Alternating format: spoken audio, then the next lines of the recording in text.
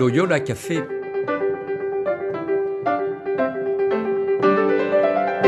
Loyola Café, on y discute philosophie et théologie.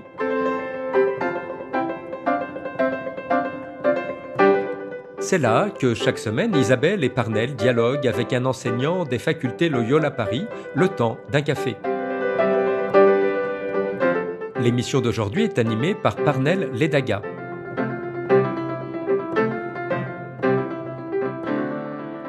Bonjour à tous, chers auditeurs et auditrices du Loyola Café.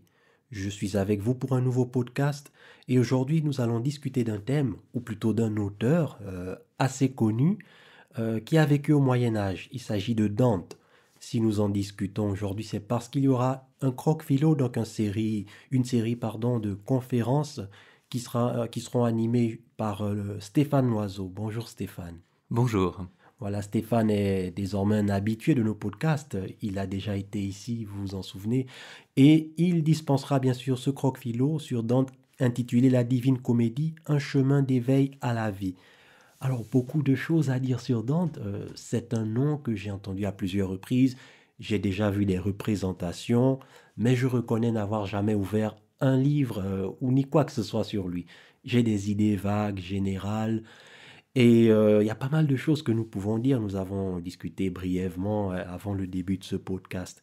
Mais avant toute chose, avant d'entrer dans le vif du sujet, dans son œuvre, qui était donc Dante? Pouvez-vous nous parler de lui, de, disons, son origine, ses influences, bref, ce que l'on peut savoir de lui? Parce qu'il faut reconnaître que le Moyen-Âge évoque pour nous pas mal d'idées d'une époque sombre, obscure.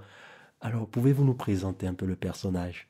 Oui, bien sûr. Dante, c'est Dante Alighieri, de son nom de famille. C'est un Florentin. Il naît à Florence en 1265 et il va vivre dans cette période du Moyen-Âge en Italie avec un fort engagement politique et les conséquences qui en résultent. Il est engagé dans la vie de la cité et en 1289, il participe à une grande victoire d'un des partis florentins contre un autre parti florentin. Et il se retrouve plus ou moins en lien avec le pouvoir. Il va se retrouver exilé à partir de 1300 de Florence et il mourra exilé à Ravenne en 1321. Donc c'est vraiment un poète italien et qui est particulièrement connu parce que c'est un des fondateurs avec Pétrarque et Boccace de la langue italienne. Donc c'est vraiment un des premiers à quitter le latin pour la langue italienne et développer la langue italienne. Et ses œuvres seront et en latin et en italien pour pouvoir vraiment développer la nouveauté de cette langue. Mais alors c'était un érudit parce que s'il avait cette capacité, disons, d'écrire ou s'il connaissait du moins le latin et l'italien, cela présuppose qu'il avait une certaine instruction que beaucoup de personnes à son époque n'avaient pas. Il faisait partie de la noblesse, petite ou grande, on ne sait pas bien, mais enfin il faisait partie de la noblesse florentine et il était effectivement lettré, ça c'est clair. Il savait lire, il savait écrire, même très bien. Il deviendra un des grands poètes italiens. Il se compare à Virgile, rien de moins que cela. Il n'était pas très humble alors. Son humilité ne se manifeste pas toujours, on va dire. Mais il réinvente véritablement le langage vernaculaire, le langage de la population, pour en donner une forme nouvelle. Et il était effectivement érudit. Hein. Il connaît bien Aristote, il connaît bien les théologiens aussi de son époque, et Thomas d'Aquin, Bonaventure, il lit Saint Bernard. Et puis, il a un attachement tout particulier et à Boès, donc, qui était aussi un haut fonctionnaire romain à Ravenne au 5e siècle, enfin 5e, 6e siècle, et grand lecteur d'Augustin, de Saint-Augustin aussi. Passionnant, comme ses origines, son milieu et tout ça.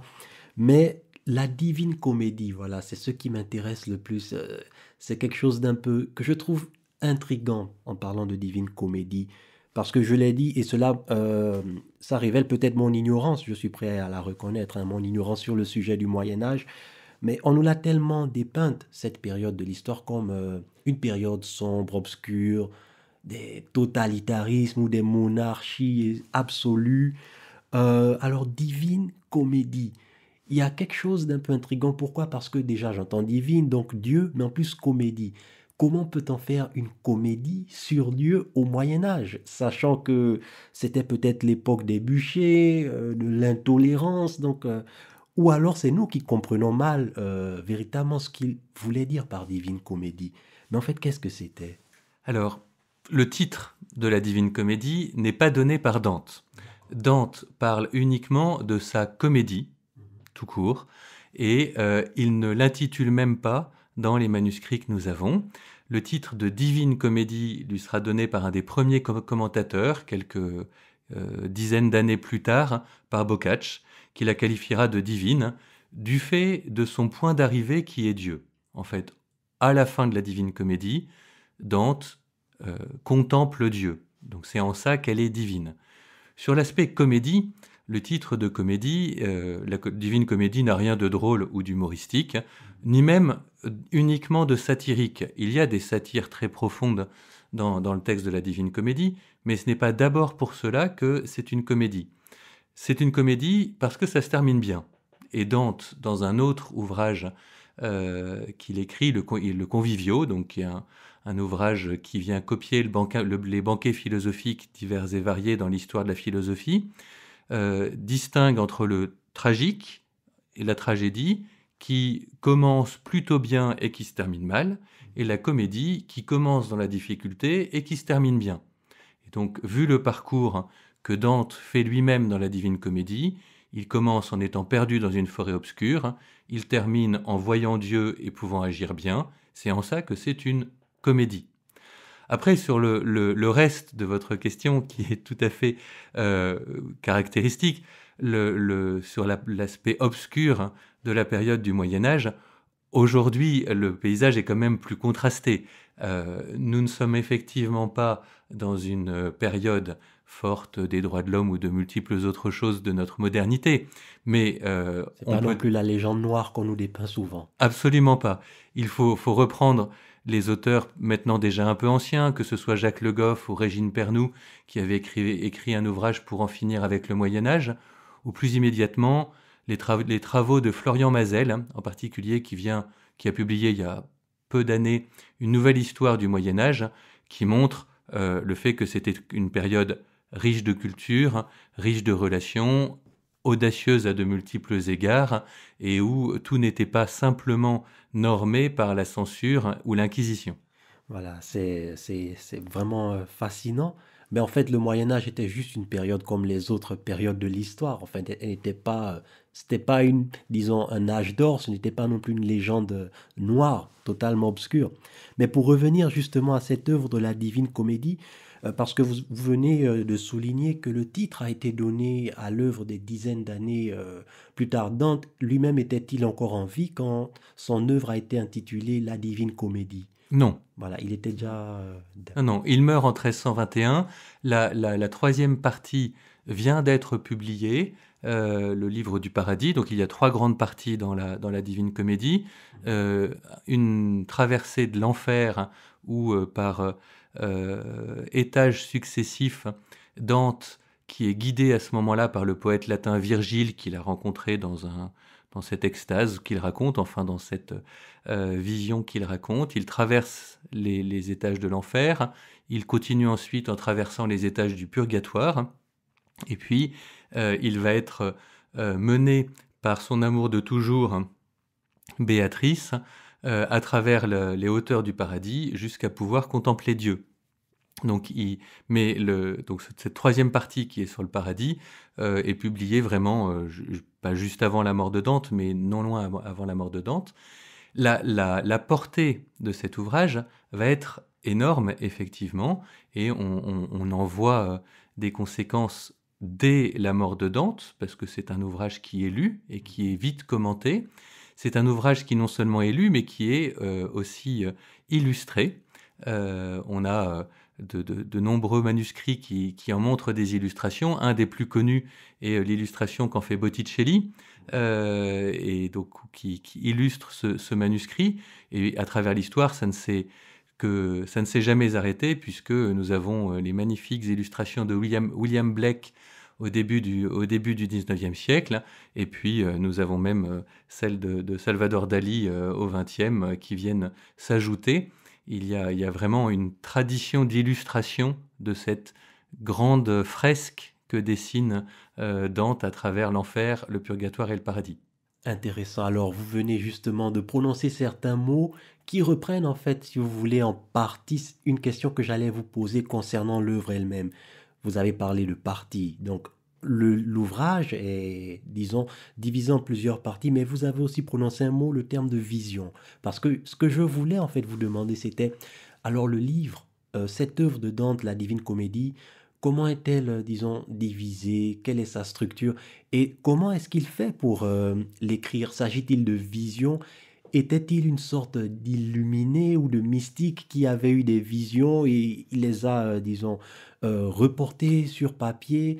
Ou alors était-ce un simple travail intellectuel basé peut-être sur son expérience qui lui ont fait penser l'enfer, le paradis, le purgatoire et il a médité, réfléchi dessus et mis tout cela. Alors comment s'est passé, s'est produit en fait, disons tout ce procès, comment ça s'est déroulé? Dante est un poète et un philosophe.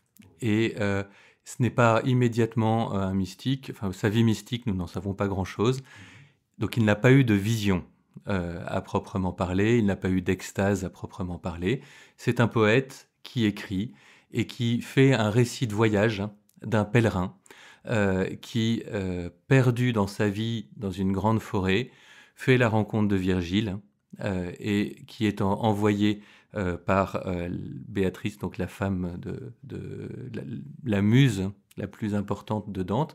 Et la Divine Comédie se présente vraiment comme le récit de voyage qui commence au vendredi saint de l'année 1300, sous la plume de Dante, et qui s'achève une semaine plus tard, donc 8 jours plus tard, Dante ressort.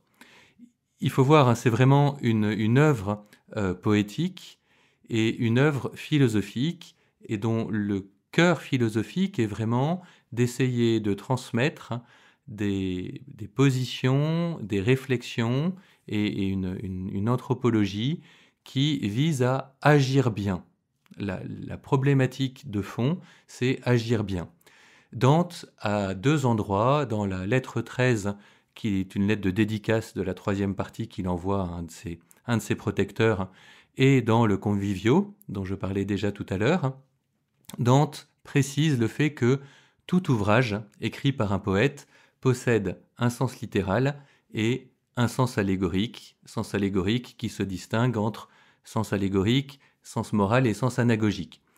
C'est très intéressant parce que Dante lui-même, quand il présente son œuvre, vient nous dire « En fait, c'est comme l'écriture sainte au Moyen-Âge. Il y a ce que vous êtes capable de comprendre au sens littéral, et derrière la lettre, sous l'écorce de la lettre, se cache un sens allégorique qu'il vous faut creuser. Ce sens allégorique, il est très clairement de pouvoir donner à ses contemporains des exemples de vertu pour agir bien. Et dans cette construction littéraire, une femme prend une place particulière, c'est Béatrice. Et Béatrice, elle est vraiment importante, elle a une portée historique claire, on sait qui elle est Béatrice Portinari, une femme qui a compté dans la vie de Dante, avec qui ils ne se sont quasiment jamais parlé et qui est morte en 1290 et qui restera la figure idéale de la femme pour Dante et qui demeurera aussi la figure de la théologie et de l'amour divin qui vient attirer le poète jusque dans le plus intime de la pensée divine pour pouvoir connaître le bien et le transmettre à ses contemporains. Mais il ne lui a jamais parlé à cette Béatrice. Il ne lui a parlé que par récit interposé dans la Divine Comédie. Historiquement, il ne lui a jamais parlé. D'accord, mais il a gardé d'elle un amour, j'ai envie de dire obsessionnel, si on peut le dire ainsi. Alors, la vie de Dante est trop compliquée pour qu'on puisse dire ça de cette manière-là. Elle est véritablement la muse qui l'accompagne. Gilson a des lignes très belles pour marquer comment le passage de la femme historique, Béatrice Portinari, que Dante rencontre dans la rue quand il a 9 ans, puis 18 ans, puis une vingtaine d'années, devient la femme idéale, libérée, entre guillemets, de toutes les limites historiques du personnage individuel. Ce passage-là est très intéressant, parce qu'en fait, Béatrice, sa véritable importance, c'est son sens allégorique. Sens allégorique qui n'existe pas sans la Béatrice Portinari historique, probablement, mais qui en tout cas devient la muse. Alors, est-ce un amour obsessionnel ? Oui, d'une certaine manière, au sens où Dante va sans cesse chercher cet amour divin dans tout ce qu'il fait. Mais ce n'est pas un amour obsessionnel au sens où il n'a qu'une femme dans sa vie. Il a une femme dans sa vie qui est sa femme, dont il a des enfants, avec qui il est marié, et voilà, enfin, la vie privée de Dante se passe bien. Enfin, je veux dire, en tout cas, nous n'avons pas d'accès historique suffisant pour avoir un avis sur la question. Donc Béatrice, c'est vraiment la muse. Et à côté de Béatrice, il y a une autre femme qui est Dame Philosophie, qui va détourner Dante de l'amour divin pendant tout un temps, en lui faisant miroiter la qualité de la sagesse philosophique, mais Béatrice vient combler le fossé qu'il y a entre ce que la philosophie atteint et ce que l'amour divin permet de voir. Donc, qu'est-ce qu'on doit comprendre par là, que trop philosopher, ça nuit, disons, à la relation avec Dieu? Alors, pour Dante, non. Mais il y a un rapport philosophie-théologie qui, à l'époque médiévale, n'est pas le rapport philosophie-théologie que nous connaissons aujourd'hui. Et donc, il y a une correspondance et un travail véritable où l'un et l'autre se nourrissent sans cesse dans l'époque médiévale. L'ensemble du livre du Comte Vivio, du banquet, vient vanter les mérites de la philosophie et vante les mérites de la philosophie au point de dire que c'est presque comme une participation à la sagesse divine. Je vous parlais des influences que Dante assume. Dans les influences, il y a donc Boès, homme politique, théologien et philosophe du début du VIe siècle, qui écrit en 523 la Consolation de la philosophie. Dans la Consolation de la philosophie, c'est Dame Philosophie qui apparaît à Boès, et Dame Philosophie, elle a sa tête dans les cieux, parce qu'elle participe à la vie divine. Elle a ses pieds sur terre, et elle est vêtue de tous les habits que lui ont mis les philosophes à travers l'histoire, que ce soit Platon et Aristote, et elle assume tous ces habits-là, mais elle a les pieds sur terre et la tête dans le ciel. C'est cette vision-là que Dante a de la philosophie. Ce que Béatrice apporte de plus, c'est la place de l'amour divin et du dépassement de la connaissance rationnelle. À la fin de la Divine Comédie, Dante est très clair en disant « Il n'y a plus de mots pour décrire ce que je pointe ». La toute fin de la Divine Comédie, ce n'est plus Béatrice qui conduit Dante, elle s'efface juste avant la vision même de Dieu par Dante, et c'est Saint Bernard qui, le docteur mystique par excellence, qui conduit Dante sur ses derniers pas pour se saisir de la sagesse de Dieu. Alors, et comment, selon vous, cet ouvrage de la Divine Comédie peut nous aider aujourd'hui dans notre quête d'une vie, disons-le, de vertu, ou de la bonne vie, de la vie de l'homme juste? Alors, il y a au moins 3 aspects qui me semblent tout à fait pertinents pour notre recherche aujourd'hui. La première, c'est la dynamique dans laquelle Dante nous met. Dante nous invite à prendre conscience que nous avançons dans une forêt obscure et que nous avons besoin de guides pour avoir une connaissance du bien qui nous permette d'agir bien.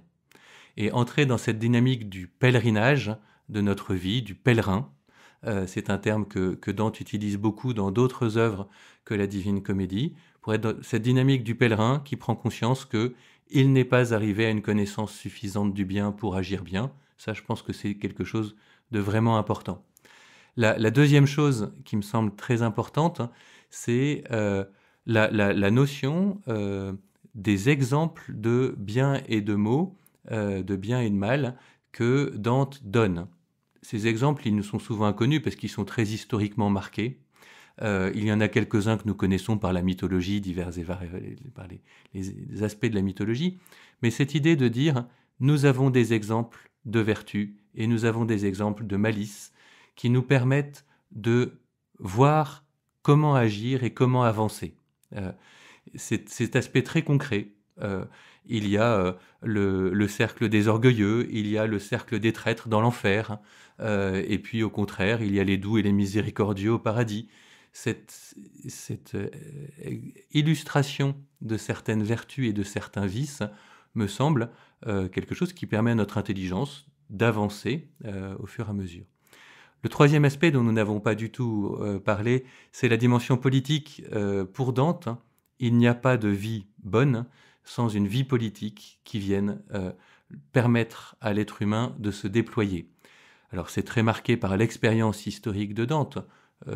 Exilé de Florence pendant les 20 dernières années de sa vie, il fait l'expérience d'un investissement politique qui échoue et qui se heurte à des options incompatibles entre défendre la papauté mais pas à n'importe quel prix, pas n'importe quelle papauté, s'associer à l'empereur mais conserver une liberté, la liberté des communes italiennes de cette époque médiévale, des jeunes communes italiennes.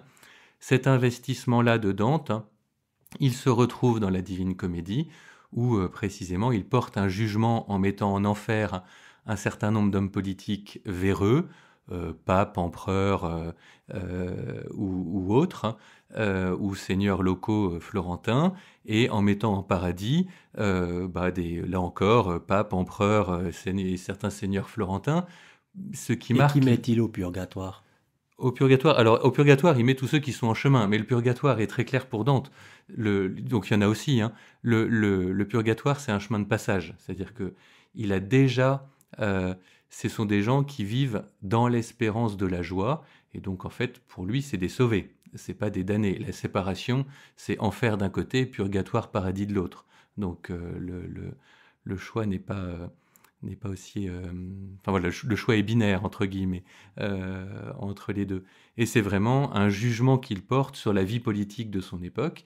Et la Divine Comédie est truffée de références à la vie politique de Florence et aux options politiques de Florence.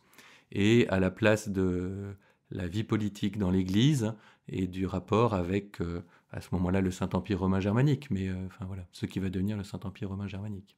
D'accord.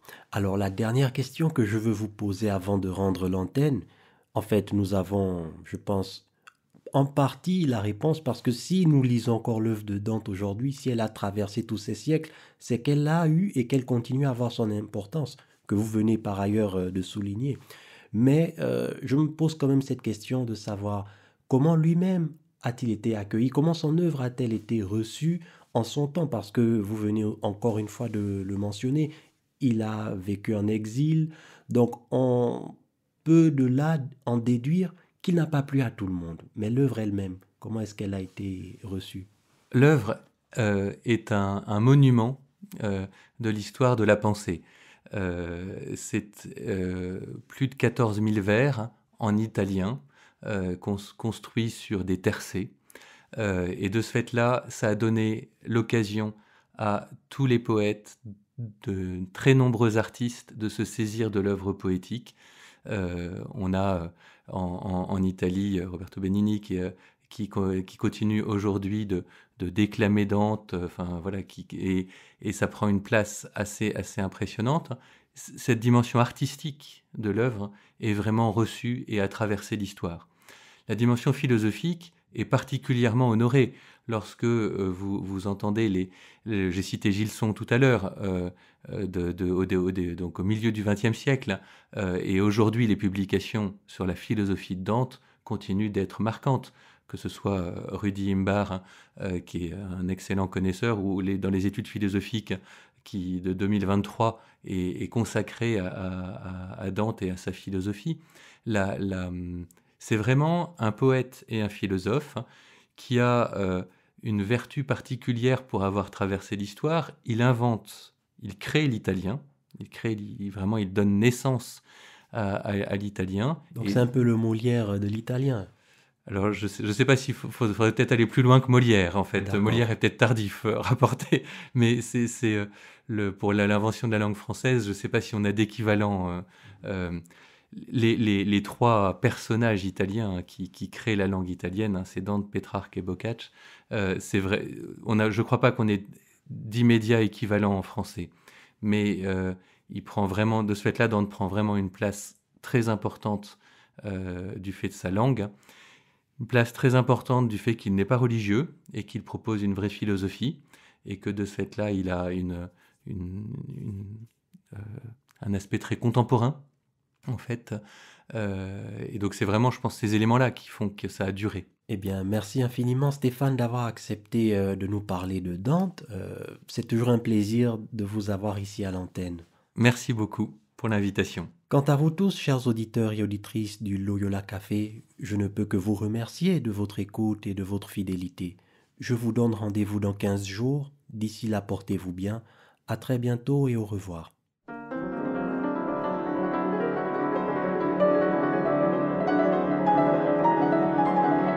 Vous écoutiez Loyola Café, le podcast des facultés Loyola Paris.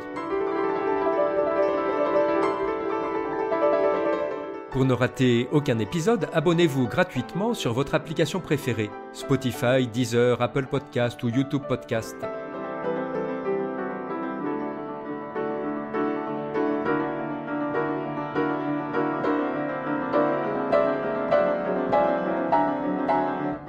Et sur notre site internet www.loyolaparis.fr, découvrez l'ensemble de nos cours et conférences en philosophie et théologie.